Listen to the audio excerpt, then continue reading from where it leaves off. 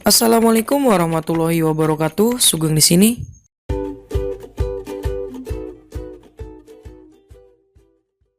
Halo teman-teman semua, di video kali ini kita akan bahas materi nilai mutlak matematika wajib kelas 10 IPA. Oke, jika teman-teman suka dengan video ini silahkan like, jika tidak suka silahkan dislike. Dan jika teman-teman belum subscribe channel ini, silahkan di-subscribe dulu. Dan jangan lupa aktifkan loncengnya agar teman-teman tidak ketinggalan video terupdate dari channel ini. Langsung saja kita ke pembahasannya ya. Nah, di sini teman-teman tahu nggak apa sih definisi dari nilai mutlak itu? Nah, nilai mutlak itu dilambangkan dengan kayak gini ya. Nah, kayak gini lambangnya. Jadi kalau misal kita kasih X, berarti ini adalah nilai mutlak dari X. Jadi mutlaknya itu yang tanda apa namanya ini? Garis 2 ini. Nah, itu adalah nilai mutlak ya. Nah, definisinya apa? Nah, berarti secara definisi itu, misalnya ada mutlak X nih. Itu artinya apa? Jarak antara X dan 0 gitu kan.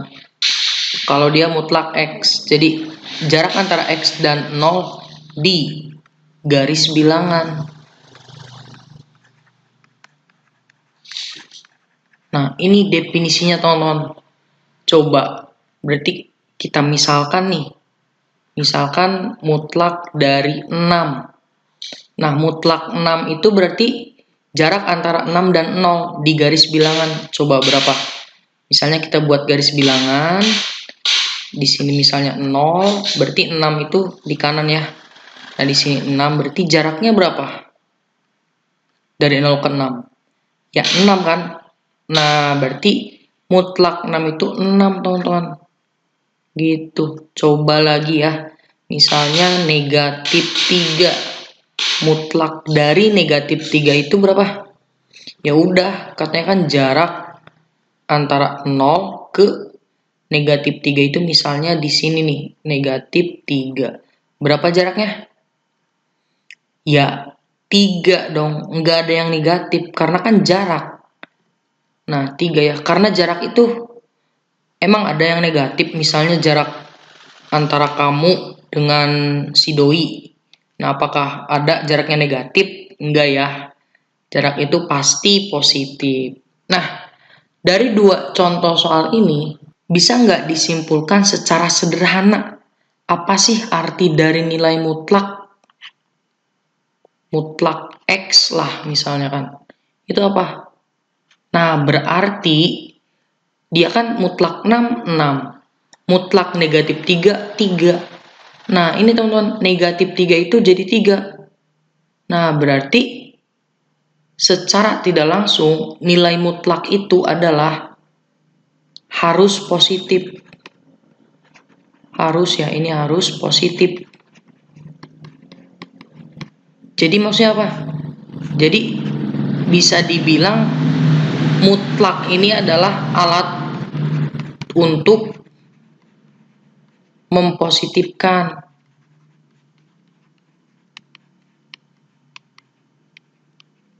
yang ada di dalamnya gitu kan. Nah, gitu ya. Jadi sudah ya ditanamkan pada diri teman-teman bahwa nilai mutlak itu harus positif ya. Hasilnya itu harus apa? Positif gitu ya. Nah, kalau udah seperti ini bisa kita lanjutkan ke definisi secara umumnya ya. Tadi kan ada kata-katanya ya, sekarang definisi mutlak. Nah, teman-teman juga kalau misalnya belum tahu, ada tuh di buku.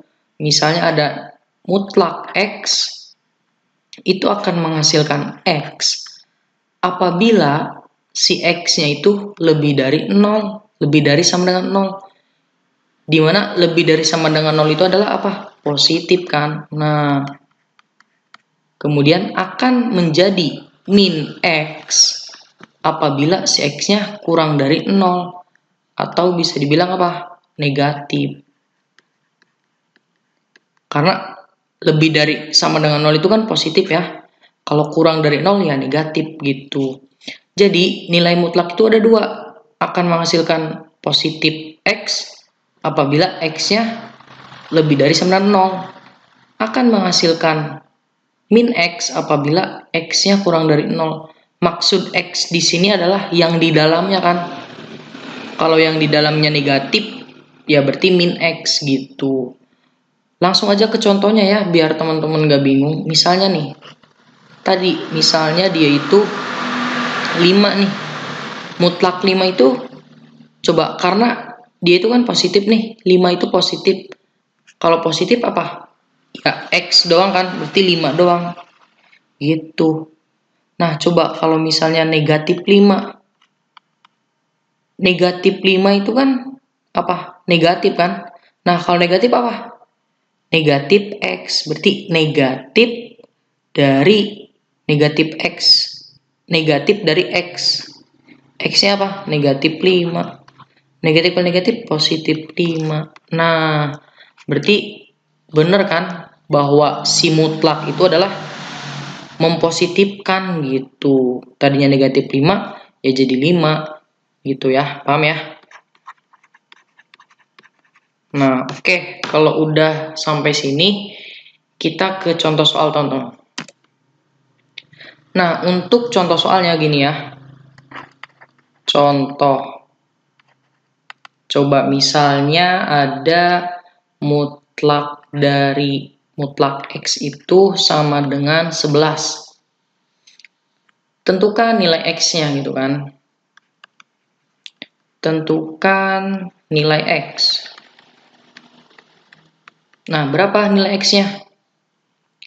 Nah, berarti kan si X-nya itu bisa sama dengan 11 atau X-nya itu sama dengan negatif 11, ya nggak?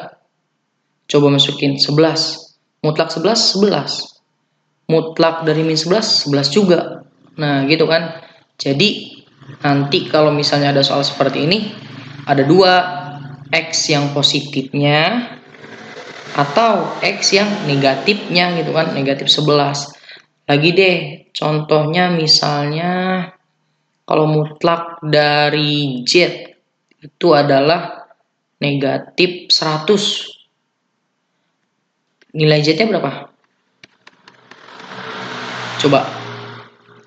Apakah Z sama dengan 100 atau Z sama dengan min 100? Kayak gini.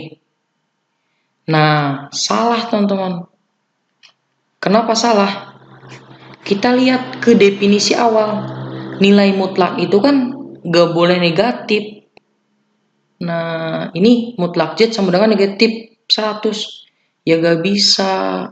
Karena kembali lagi ke definisi awal bahwa mutlak itu adalah mempositifkan. Jadi ini salah ya, salah soal.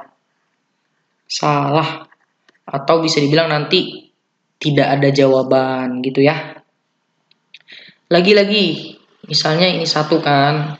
Ini 1, ini 2. Coba yang ketiga. Contohnya itu adalah misalnya X min 7.